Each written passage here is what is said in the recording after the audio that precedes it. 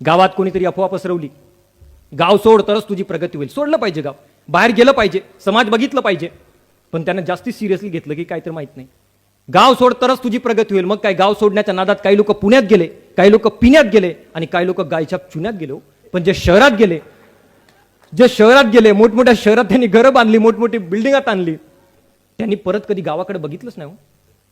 तुम्हाला सांगतोय, गाव सोडून जे शहरात गेलेली पोरं आहेत, मोठमोठे घरं त्यांनी बांधली, मोठमोठ्या विद्यापीठामध्ये, मोठमोठ्या विद्यालयामध्ये आपल्या लेकरांना पाठवतात, छान मोठी गाडी घेतली त्यांनी, पण खेड्यात सुटलेल्या म्हाताऱ्या मायबापांकडे त्यांचं लक्ष राहिलं नाहीये.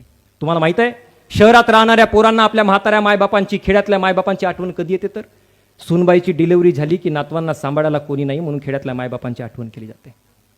तरी माझी म्हातारी माय मोठ्या गुन्ह्या गोविंदानं आनंदाने निघून जाते की याच बहाण्यानं, याच निमित्तानं माझ्या नातवाचं तोंड तरी पाहायला मिळणार. ही वस्तुस्थिती आहे आपल्या समाजाची.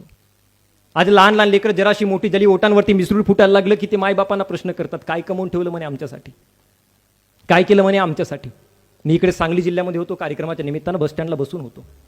ते असतात ना हात पाहणारे ज्योतिषी, आता मी तर काही कुठं हात दाखवत नाही, ते आले माझ्याकडे, म्हणे बाळा म्हणे मी तुझ्या हात पाहू शकतो. माझ्याकडे वेळ भरपूर होता, कोणतरी पाहिजेच होता आपल्याला. म्हटलं घ्या की पा. त्यानं बघितलं, म्हणे काशी केली वनवाशी केली, नशिबी तुझ्या 7.5 आली म्हणे. म्हटलं महाराज मराठीत बोला की. अरे मराठीतच बोलतो की, ऐक ना म्हणे काशी केली वनवाशी केली, नशिबी तुझ्या 7.5 आली. घाबरू नको, उपाय सांगतो, एकदा पिंपळाला 10 दक्षिणा घाल, एकदा आईची वाटी ठेव, 101 रुपये दे म्हणे. म्हणे महाराज 101 रुपये, मीच तेवढा लांबून आलो, माझ्याकडे कुठं पैसे. महाराज म्हणले देऊ नकोस, मन बघत होतो, पैसा खोटा दगडातला देव मोठा. पुन्हा त्यानं हातात घेतलं, म्हणे तू लोकांसाठी लय करतो पण तुझ्यासाठी कोणी करत नाही. महाराज माझ्या काळजावर हात ठेवलं, म्हणलं तुम्ही, तू लोकांसाठी लय करतो पण तुझ्यासाठी कोणी करत नाही. रात्री म्हणतो येऊ करू तेव करू, सकाळी म्हणतो काय करू, तोंडात रसवंती आहे बघ म्हणे, तुझ्या राजकारणात तरी पडू नकोस, आणि पडलास तर सख्या बापावरही विश्वास ठेवू नकोस, 51 रुपये दे म्हणे. म्हटलं महाराज 51 रुपये नाही होतो माझ्याकडे, मीच तेवढा. अरे देऊ नकोस, मन बघत होतो, पैसा खोटा दगडातला देव मोठा.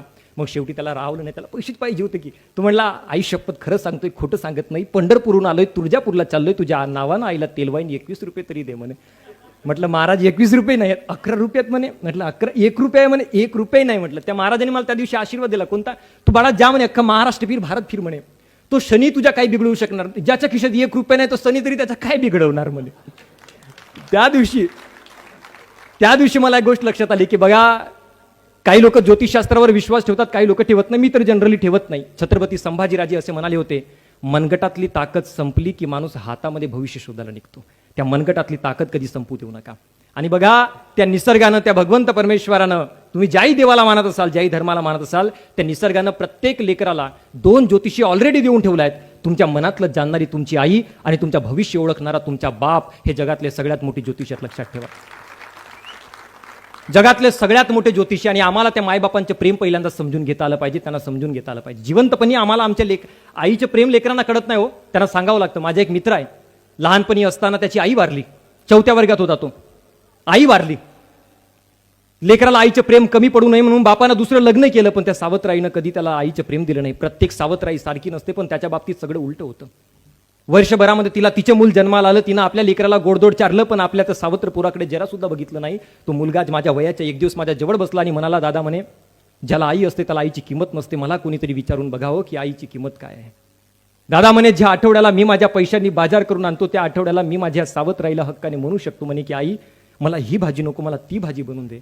आणि ज्या आठवड्याला माझ्याकडे पैसे राहत नाही, मी बाजार करून आणत नाही, त्या आठवड्याला माझी आई माझ्या ताटामध्ये जे वाढेल ते मी गपगुमान मान खाली घालून खाऊन घेतो म्हणे. ढगाड गेलेला चंद्र, ढगाड गेलेला सूर्य कधीतरी दिसेल, पण मातीआड गेलेली माझी आई कधीच परत येणार नाही. त्या आईचे महत्त्व आम्हाला आमच्या लेकरांना समजावून देता आलं पाहिजे. सगळ्यात मोठी वस्तुस्थिती आहे. निलेश महाराज कोरड्यात महाराष्ट्राचे सुप्रसिद्ध कीर्तनकार आहेत. त्यांनी एका कीर्तनात फार मार्मिक सांगितलं होतं की प्रत्येक स्त्रीच्या जीवनामध्ये एकूण 3 जन्म असतात. पहिलं ती जन्माला आली, दुसरं तिचा विवाह झाला, आणि तिसरं ती बाळंत झाली.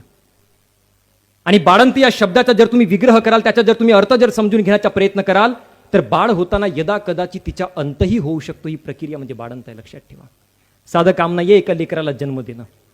एकदा हॉस्पिटलमध्ये अशी परिस्थिती निर्माण झाली, एक तर आई जगेल, नाही तर दुसरं तिचे बाळ जगेल. त्या मुलीच्या नवऱ्याला विचारण्यात आलं, सांग परिस्थिती क्रिटिकल आहे, कोणाला वाचवू? त्या मुलानं सांगितलं, डॉक्टर साहेब काही करा, माझ्या बायकोला वाचवा, तिला काही नाही झालं पाहिजे. थोड्या वेळानंतर त्या मुलीचे आई वडील आले, ते म्हणाले, डॉक्टर साहेब आमच्या लेकीला वाचवा, तिला काही नाही झालं पाहिजे. सासरकडची माणसं आली, ती म्हणाली, डॉक्टर साहेब काही करा, आमच्या सुनबाईला तेवढं वाचवा, तिला काही नाही झालं पाहिजे. पण भुलीचे डॉक्टर येईपर्यंत, भूल देईपर्यंत आणि भूल चढेपर्यंत त्या टेबलवर बसून असलेली ती मुलगी डॉक्टरांना सांगत होती, डॉक्टर साहेब माझे काहीही होऊ द्या बरं, पण माझ्या पोटातला पहिल्यांदा लेकरू वाचलं पाहिजे, हे फक्त एक आई करू शकते, लक्षात ठेवा. गर्भात पहिलं पाऊल ठेवण्याची जागा आमच्या आईनं आम्हाला दिली आहे. आपल्या शरीरामध्ये जो रक्त धावतोय त्या रक्ताचा पहिला थेंबा आम्हाला आमच्या आईनं दिलाय. आमची हाडं मजबूत व्हावी, त्या हाडांना मजबूत करण्यासाठी दुधावट कॅल्शियम आईनं दिली आहे. आणि आपली लज्जा विसरून आईनं आम्हाला दूध पाजलेलं आहे. तुम्ही बघितलं असेल, एक आई आपल्या लेकराला दूध पाजताना कधीतरी कुठेतरी दिसली असेल, कधी सार्वजनिक ठिकाणी, कधी रेल्वे स्टेशनवर, कधी बस स्टँडवर. पण कधी विचार केलाय का, कधी ऑब्झर्व केलाय का, ज्या मुलीनं आपली लज्जा आपल्या जन्मदात्या बापासमोर कधी उघडी पडू दिली नाही, ज्या मुलीनं आपली लज्जा आपल्या भावासमोर कधी उघडी पडू दिली नाही, पण जेव्हा तिचं लग्न झालं, लग्नानंतर तिला पहिलं बाळ जन्माला आलं आणि जेव्हा तिला कळलं की आपला लेकरू उपाशी आहे, आपल्या लेकराला भूक लागली आहे, त्यावेळी त्या पोरीनं काळ पाहिला नाही, वेळ पाहिला नाही, जागा पाहिली नाही की मी कुठे रेल्वे स्टेशनवर आहे, कुठे अंगणामध्ये आहे, कुठे सार्वजनिक ठिकाणी आहे. तिनं पहिल्यांदा आपल्या लेकराची भूक महत्वाची समजली. हा सगळ्यात मोठा उपकार आहे आईच्या आपल्यावरती. तिनं आपली लज्जा विसरून घेतली. आणि म्हणून मला असं वाटतं की त्या आईचे उपकार आम्ही कधी विसरू नये, त्या बापाचे उपकार आम्ही कधी विसरू नये.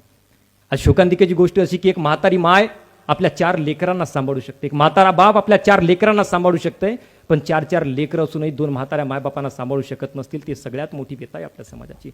जे स्वप्न आमच्या राजश्री शाहूजी राजेंनी बघितलं होतं, जे स्वप्न आमच्या महापुरुषांनी बघितलं होतं, ते स्वप्न कुठेतरी धुळीत मिसळतंय का, हा सगळ्यात मोठा महत्वाचा प्रश्न मला आजच्या या कार्यक्रमाच्या निमित्तानं उपस्थित करावंसं वाटतं. घरामध्ये 80 वर्षाची म्हातारी माय होती, 2 मुलं होते.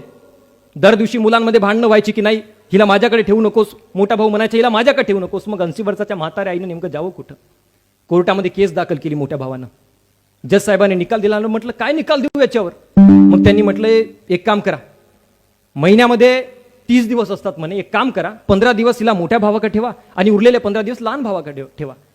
जज साहेबांना ज्यांनी जे सांगितलं ते दोघी भावांना पटले. पण तेवढ्यातच अर्ध्या 1 तासानंतर मोठ्या भावाच्या मनामध्ये प्रश्न पडला की जज साहेब म्हणाले काही महिन्यांमध्ये 30 दिवस असतात म्हणे, त्याच्यात 15 दिवस माझ्याकडे राहील, 15 दिवस लहानाकडे राहील. पण काही महिन्यांमध्ये 31 दिवस सुद्धा असतात. 15 दिवस माझ्याकडे राहील, उरलेले 15 दिवस लहानाकडे राहील, तर 1 दिवस आईला नेमकं ठेवावं कुठं? हा प्रश्न जर आमच्या या पिढीला जन्माला येत असेल, मी एकच सांगतो, आयुष्यात पैसे थोडे कमी कमवा चालेल, पण आयुष्यामध्ये संस्कारवान पोरं जन्माला घाला, ही सगळ्यात मोठी वस्तुस्थिती आहे. आई तर तेव्हाही रडली होती जेव्हा पोरानं पहिल्यांदा पोटामध्ये लात मारली होती, आणि आई तर आजही रडते जेव्हा तिच्या पोटच्या पोरगं तिला साधा जेवायसाठी विचारत नाही. हो, ही शोकांतिका. आणि म्हणून मी म्हणालो होतो, जिवंतपणी असता नाही केली त्यांची सेवा, मेल्यावर कशाला म्हणतोस देवा देवा, बुंदी लाडवांच्या जेवण देतो आणि मग म्हणतो लोकांना जेवा जेवा. जिवंतपणे आपल्या आई वडिलांची सेवा करा. आणि मी एकच सांगतो, आई वडिलांची सगळ्यात मोठी संपत्ती म्हणजे तुम्ही कमवलेली जागा जमीन नाही, मोठं बांधलेलं घर नाही, तुम्ही घेतलेली मोठी गाडी नाही. तुमची सगळ्यात मोठी संपत्ती म्हणजे तुमची संतती आहे, लक्षात घ्या. आणि त्या संततीला चांगले संस्कारवान बनवणं ही आपली सगळ्यात मोठी जबाबदारी आहे.